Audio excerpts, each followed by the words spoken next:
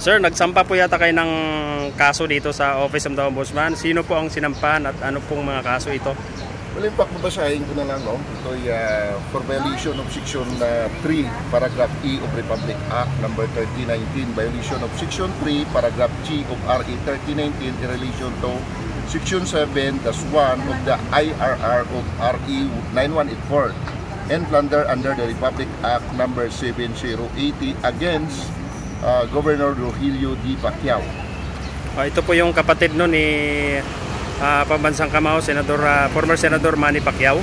Yes, siya siguro, Sir Bernard, hindi ko naman alam kung kapatid niya ito o hindi. Basta as far as I know, this complaint is coming from the concerned citizen at ipinadala sa aming opisina at na-review ng aming legal at ito ngayon, after review, ay ipinoward na namin sa Office of the Ombudsman ang kaso. Sir, I understand kasong plunder po ang isinampan nyo ngayon. Saan po nagugat ito? Ano po mga ebidensya po ang na inyo nakalap?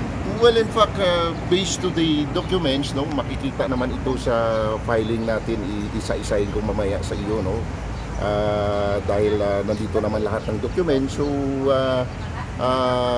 nasa ombudsman na ang lahat ng mga evidence, no? Sila na ang mag-verify, sila na mag-evaluate, no? At sila na rin ang magsusupli na doon sa Mindanao.